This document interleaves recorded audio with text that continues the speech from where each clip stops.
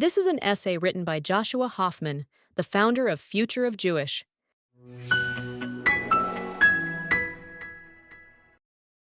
Most people don't understand the context and consequences of Zoran Mamdani's victory this week as the next mayor of New York City. They think this is just another chapter in the city's famously turbulent politics. Another populist victory, another left-wing upset, another experiment in progressive governance. But it's not. Mamdani's victory transcends party and geography. It is not just a story about a city or a politician. It's a story about the West itself, about the slow unraveling of classical liberalism, the reemergence of anti-Semitism into the mainstream, and the moral confusion that now defines our societies. What happened in New York did not stay in New York. It was not local, and it was not normal.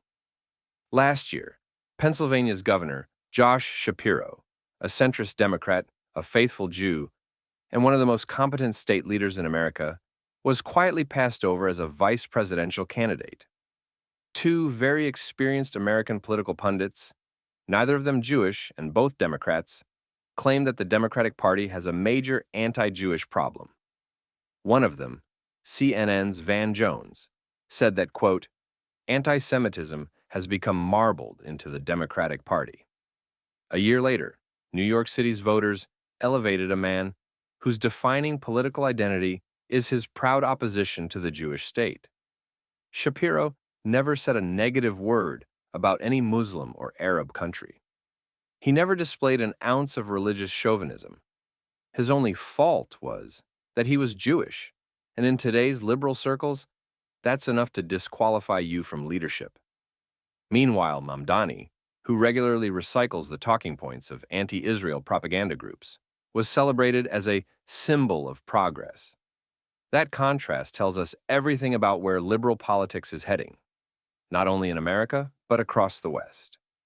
The message could not be clearer. In the hierarchy of modern liberal politics, to be Jewish is suspect, while anti-Jewish sentiment cloaked in righteous language is rewarded.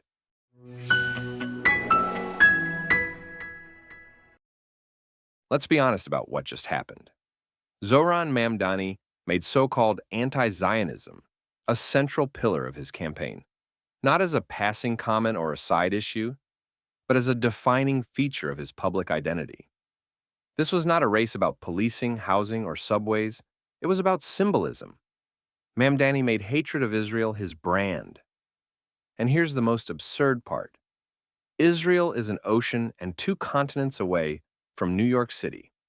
He is not Palestinian. The city's budget has nothing to do with Gaza, Jerusalem, or the West Bank. So why on earth would anti-Zionism be a plank in a New York City mayoral campaign? There's only one answer that makes sense. Anti-Zionism, more accurately described as the socially acceptable form of 21st century anti-Semitism, wins votes. It flatters the self-image of moral superiority. It positions the candidate as a warrior for the oppressed, while providing a safe, permissible outlet for bigotry. Anti-Zionism is now the most fashionable form of hate in the Western world, precisely because it hides behind quote-unquote progressive language. And Mamdani understood that perfectly. The truth is that anti-Zionists do not care about colonialism, occupation, or racism. If they did, they would be marching against the truly egregious abuses of power in China, Iran, Turkey, Russia, and North Korea. They would condemn the literal apartheid systems operating in parts of the Arab world, where entire ethnic and religious minorities are denied citizenship. They would call for boycotts of countries that imprison dissidents, stone women, or criminalize homosexuality. But they do not. Because anti-Zionism is not about ethics, it is about obsession. It is the psychotic need to libel Israel, the world's only Jewish state, and in so doing to justify its destruction. It is a sociopolitical fetish, masquerading as a principled perspective. And in that sense, Mamdani's campaign was not unprecedented. One of the first major political leaders to weaponize anti-Zionism as an organizing ideology was Ayatollah Ruhollah Khomeini. Anti-Zionism was central to the Iranian Revolution's narrative, not because Iran had anything to do with Israel, but because hatred of Jews, dressed up as anti-Israel rhetoric, was a convenient tool for consolidating power and uniting the masses against an imaginary foreign evil. The parallel between Mamdani and Khomeini should terrify everyone.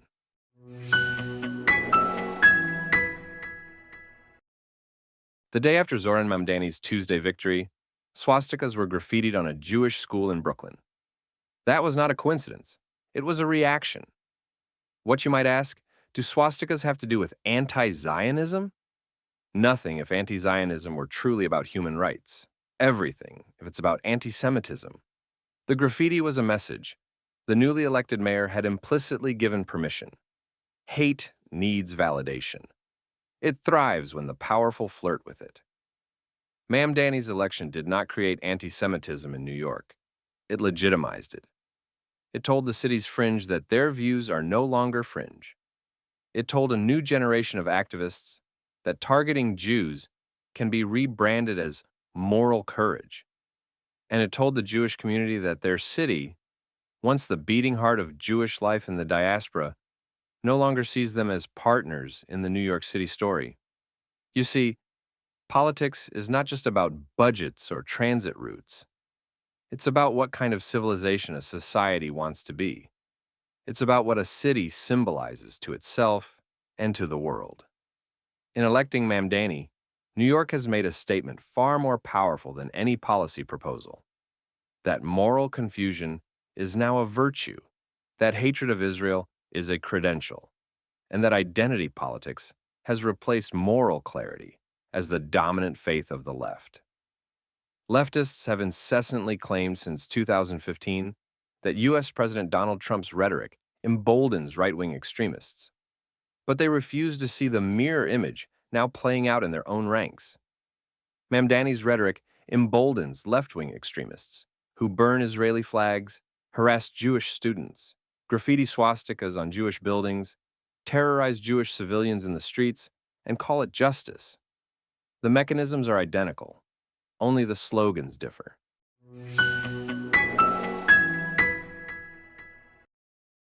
Theoretically, it should not matter what religion a mayor or any other politician belongs to. It matters only when that religion, or more precisely, its political expressions, begin to influence governance in ways that contradict the broader society's values. Why, then, was Zoran Mamdani's campaign so heavily bankrolled by the Council on American Islamic Relations, an organization with a long anti-American history? The question is not whether a Muslim can lead a Western city. Of course they can. The question is whether political Islam, with its identity-based mobilization and its ideological hostility toward liberal democracy, should be allowed to define the culture of Western politics. Mamdani's victory is a sign that increasingly it already does. To understand the broader implications, look across the Atlantic. In London, massive Ramadan displays were recently installed across the city's public transport system, while Christian holidays quietly fade into the background. Even more bizarre, a middle-aged British woman was arrested last month by the police after she objected to the public broadcast of Quranic verses. In Leeds, a man stood atop a police van, holding a Quran aloft as cars burned below him. These are not fringe spectacles anymore. They are the new normal. And when anyone dares to question this new orthodoxy, the response is immediate: Islamophobia. This is one of the most effective linguistic manipulations of the modern era. The term Islamophobia has been weaponized as a powerful tool to constrain thought and shut down critical discourse, thereby posing a significant challenge to the principles of an open society. Islamophobia is a linguistic distortion that asserts that one thing means another. Here, any action that targets expressions of Muslimness is made equivalent to racism. This reframes a vast and undefined category of potential speech and inquiry as a form of bigotry by definition, bypassing the need for argument or evidence. The codification of the Islamophobia strategy serves a distinct psychological function. one that can be understood through the lens of predatory psychology.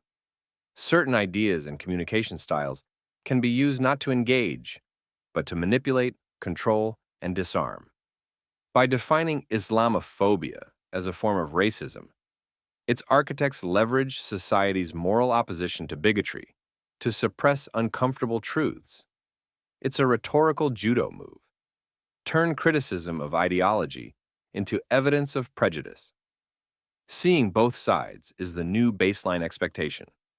Questioning real fears about Islam is labeled as hate. The Islamophobia strategy achieves this by shifting attention away from the ideas being examined and toward the supposed pathology of the examiner. The result? A two-way dysfunction where the critic's alleged phobia becomes the greater offense than the abuse of power or ideology that the critic was exposing. This is not inclusion and justice. It's coercion and moral blackmail. It's so-called anti-Zionism becoming virtuous, Islamophobia now the ultimate sin, and Western societies becoming trapped in a hall of mirrors, where morality depends on who's talking, not what's true.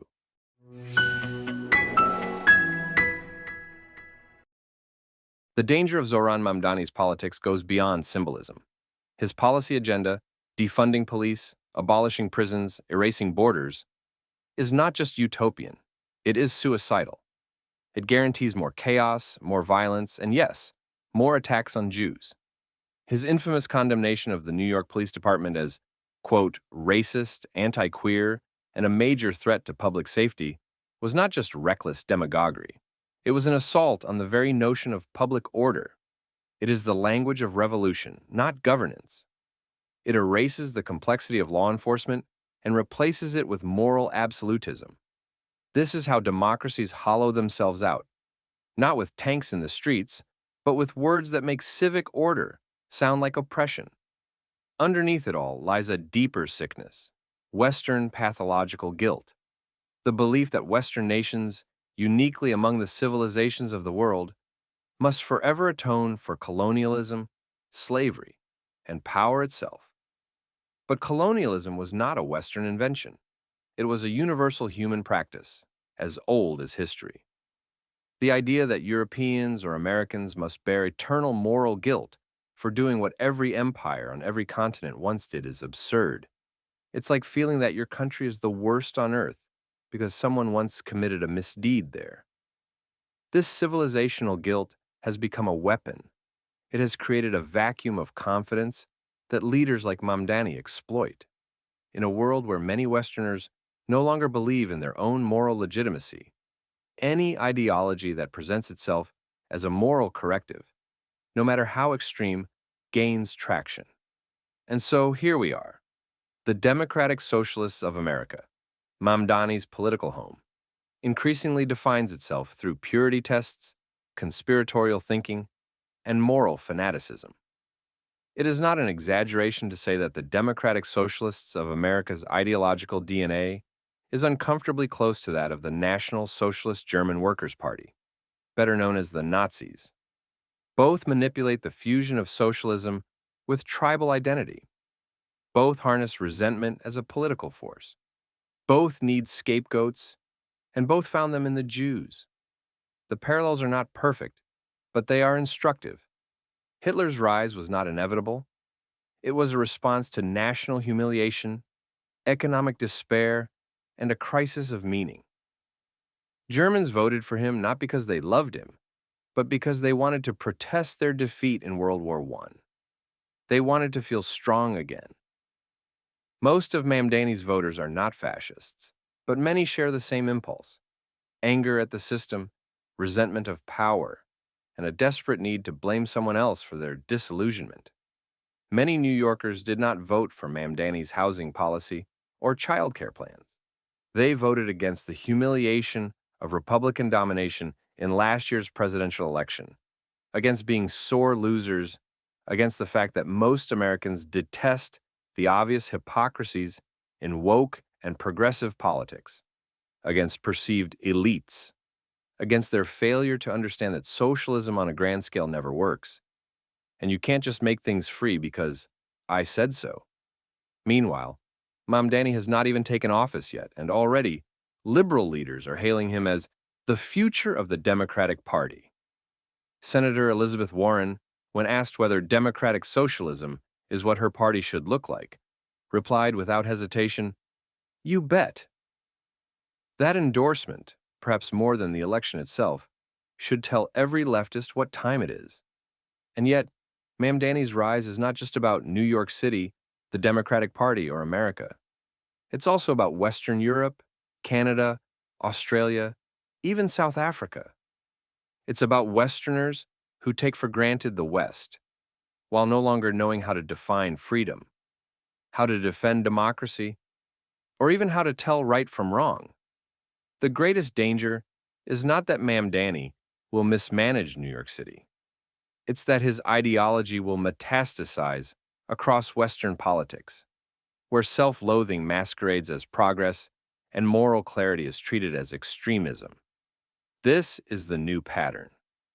Elevate the demagogue who hates the West enough to be seen as authentic, and sideline the Jew who believes in it too sincerely to be trusted. In the end, Mamdani's victory is not about one man. It's about people losing faith in themselves. It's about a political class that confuses surrender with virtue. It's about what happens when societies forget that freedom and law and order are not natural states. They are moral achievements. New York was once a beacon of modern Jewish life. Baghdad once was too. Far more Jewish, far more vibrant, far more central to the Jewish world than New York ever was. Today, Baghdad has no Jews left. Its synagogues are ruins, its scrolls scattered, its memory erased. The comparison is chilling, but if the West keeps mistaking tolerance for cowardice and pluralism for moral blindness, it will meet the same fate. Because what begins with the Jews never ends with the Jews. Pick up a history book if you don't know what that means by now.